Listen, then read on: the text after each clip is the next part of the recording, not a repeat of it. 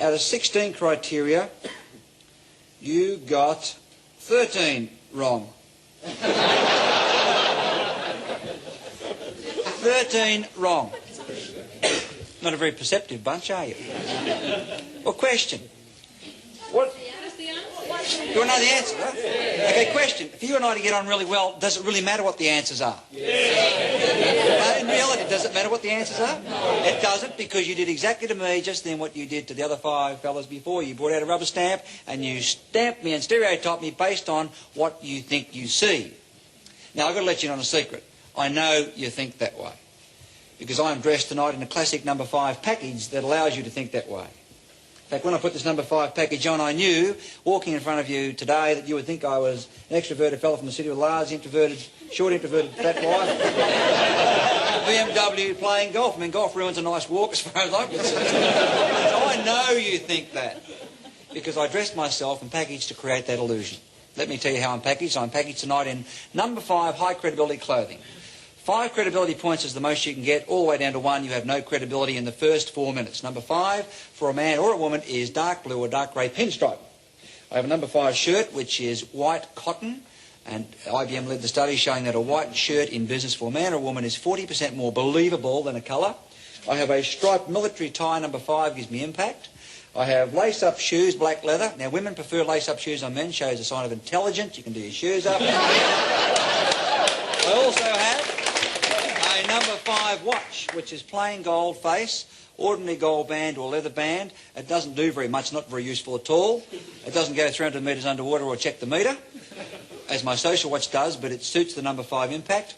I also have socks all the way to the knee, number 5 socks. Name yourself.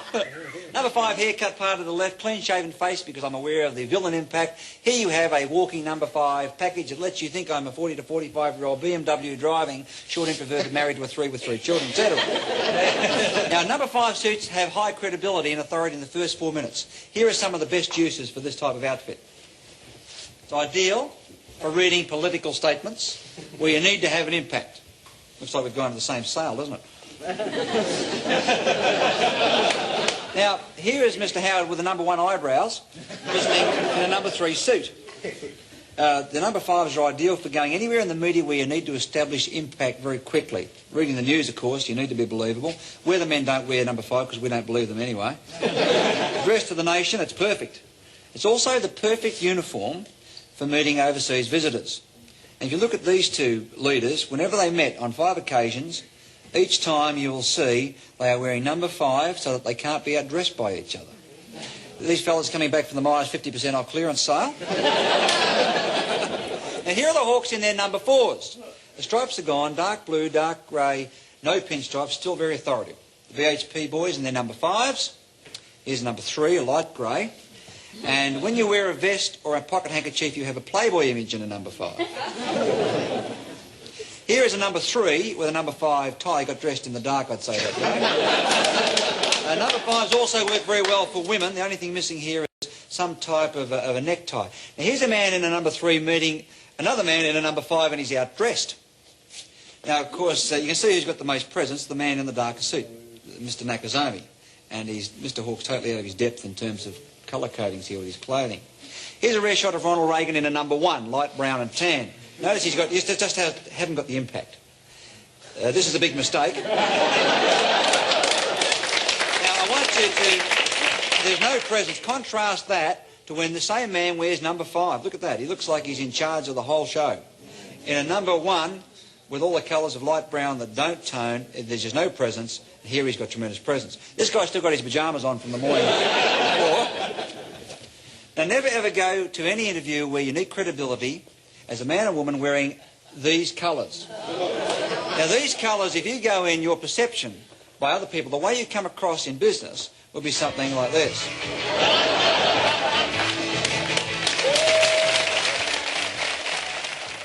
Let me see a show of how many married men there are in this audience. Married men? Put your hands up.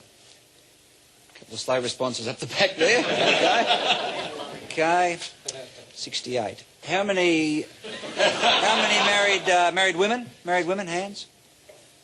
36. All right. Now, can I see the hands of the single women? Single women? Just checking the action for a couple of the guys. How many of you at some point in your life have been or will go to an interview? Most of us. How many of you go to an interview as part of what you do for a living? Put your hand up.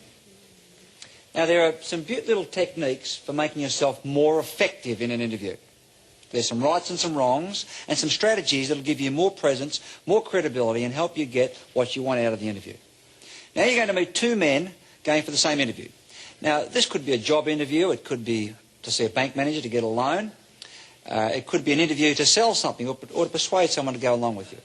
Nevertheless, it's an interview. Let's have a look at the first man going for the interview. Rule number one is get there early. Getting there early lets you park your car somewhere out of the rain.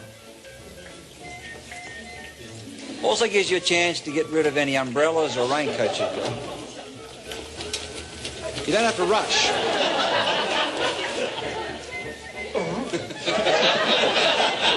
Never go to an interview carrying umbrellas, raincoats and so on. This is my twin brother Irving. Let's have a look at this fellow. He has a Salvation Army brown suit.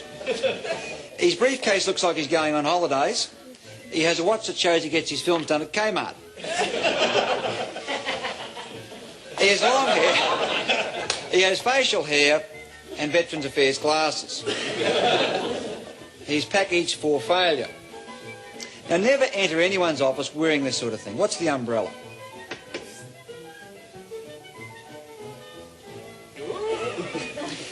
Now, the problem is he has no handshaking technique, so she's not sure whether he means to shake hands or not. How many of you have been through this? We'll forget about the mud on the carpet. Now, he's sitting directly opposite in the defensive position. That's the worst place he could sit. If he had been there earlier, he would have noticed he had a speck of mud on the inside of his nose. He's only just seen. Now, the trick is how to remove it.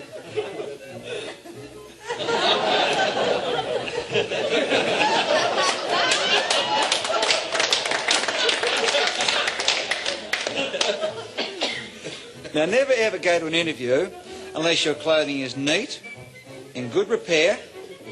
Otherwise, you're likely to think you're the town drunk.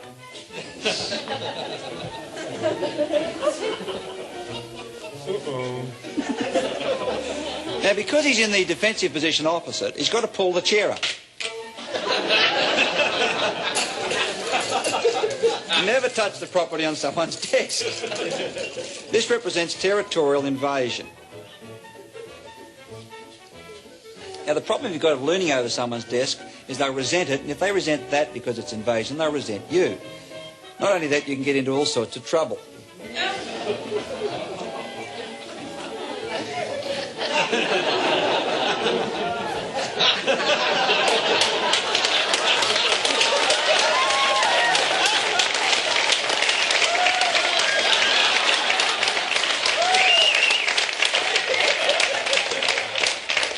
Don't ever touch the interviewer. As you probably suspect that this guy didn't get the job. He's also got his tie caught in his briefcase, you might have noticed. This is a clear example of no strategy, no technique, no preparation.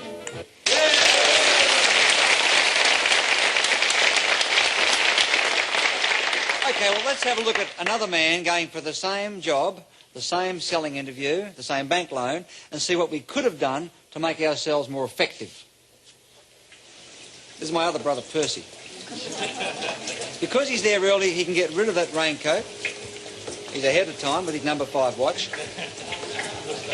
He can get rid of all that and walk into the interview with his hands free. First rule, get rid of anything in your hands apart from what you need.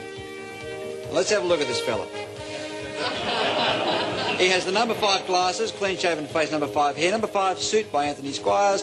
He has a left-handed military-striped tie, briefcase in his left hand so he can shake hands with his right hand, doesn't have to fumble, and he has, of course, his standard lace-up shoes. When you enter an office, never hesitate. Either walk straight in at the same speed or stop. He goes straight in, see what he does with the handshake, telescope the handshake so when you get there, there's no fumbling. They know exactly what's got to happen. It's good technique. Now, she's invited him to sit in the competitive defensive position. He gets rid of things in his hand next. Next, you mirror and copy the body language of the interviewer. Whatever they do, copy it. Now, he's in the defensive position. He wants to get out of that position and get around beside her or get her around beside him. He knows if he hands over that information, he's going to be stuck in that seat, so now he talks about it in an attempt to encourage her out. Now, he's going to try and ask her to come out from behind there to read the small print. Okay, now this time it's worked. Next strategy, again, continue the mirroring. Now, when you do this mirroring, the other person gets a feeling there's something about you they kind of like. Sort of a rapport, because what they're seeing is you reflected in them. Now he can hand it over, and you probably guessed who made the sale, got the job and got the loan. He did. This is an example of having strategy, being prepared and getting on with everybody. His car's undercover downstairs in the car park basement. Gets his umbrella back. It was a prepared strategy. He knew exactly what he was doing. Now, the other fella can't even find his car. Remember where he let it? Doesn't matter. Yeah, the police found it.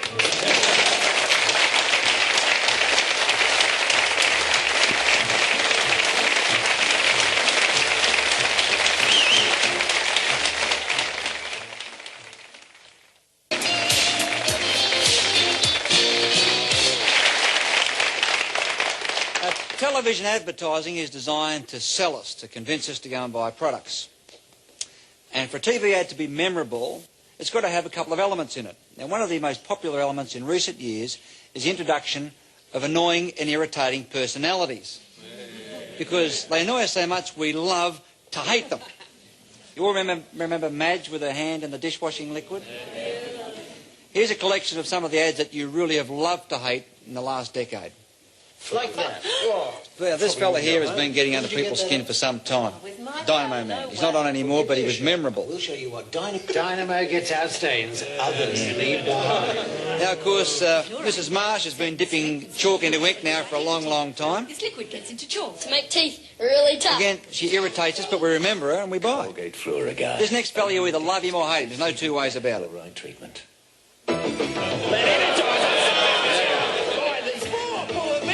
Love him or hate him, you all recognise him and know him, right? And the advertisement that currently is getting under most people's skin, here she comes in her balloon. Rita. No party would be complete without Rita coming with her margarine. What do you reckon, love? Rita 5-star, great taste, great value. The expression you love.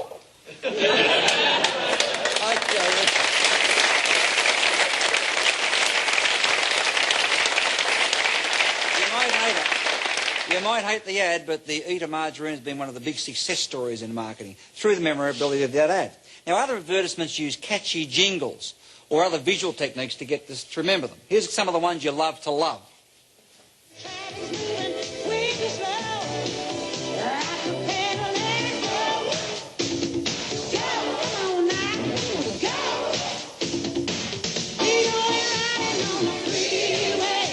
Here's some visual techniques.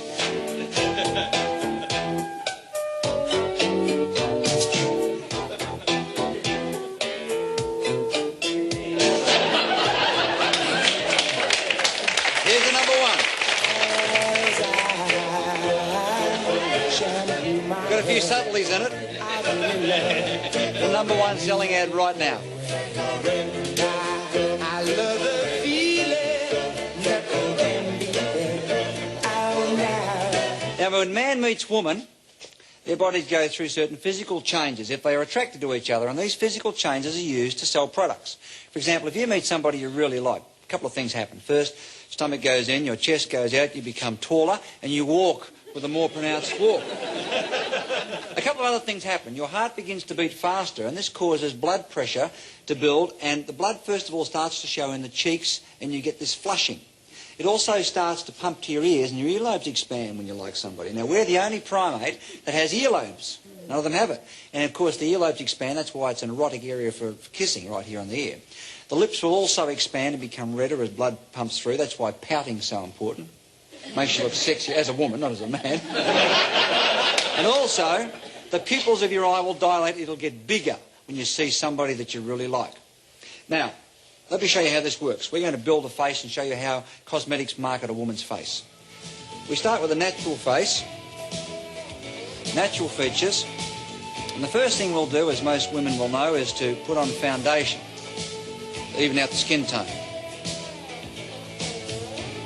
Next, by enlarging the eye display, we artificially make her look as though she's more interested in us because her eyes appear to be bigger, so we find her more attractive.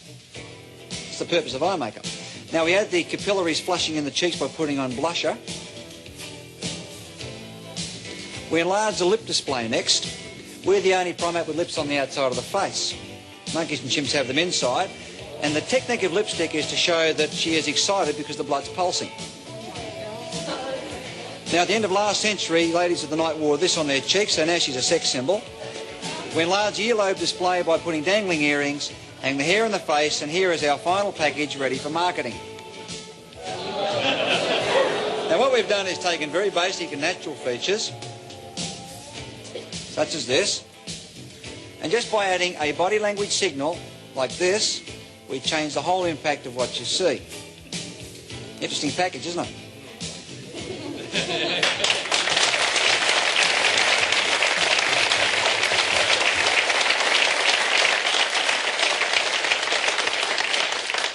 Here is how those signals are used to market. Here is currently a top-selling poster. Now, if you look at this, the most noticeable feature is this great big pair of red lips. Right here. Now, if you look a little bit lower, you'll see there's quite a bit of exposed wrist. See this here? When a woman likes you, fellas, she will talk and expose her wrist. If she doesn't like you, the wrists are out of sight. You look across, you'll see some great big round shoulders. See this here? Round shoulder. Looking over a rounded shoulder has been an essential signal for women for about 2,000 years. The most noticeable thing, of course, is that great big round pair of dilated pupils that you can see right here. Now, to show you how important the dilated pupil is in marketing, Mother Nature has endowed these creatures. Aren't they beautiful? How would you feel about them if they looked like this?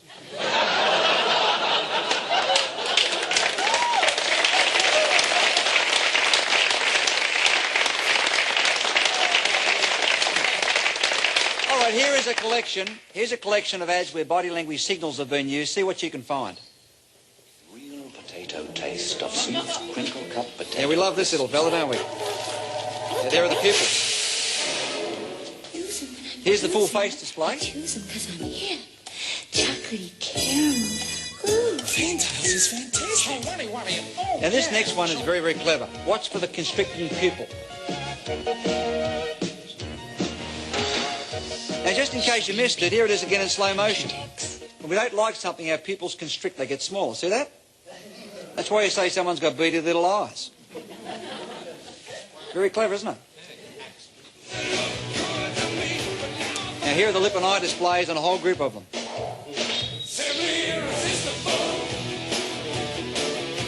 Great for selling videos. Now, if you take the lipstick off someone and put a cheesel in their mouth, they don't look so attractive, right? Now, in courtship, the most powerful signal that's sent is intimate gaze. That's where you meet someone's gaze and you hold it longer than is socially acceptable. And intimate gaze is where you look from the person's eyes to below their chin. If you hold the gaze, it sends a very powerful signal. This next advertisement gets my personal body language award for the most creative body language signal. See how many signals you can see in this commercial.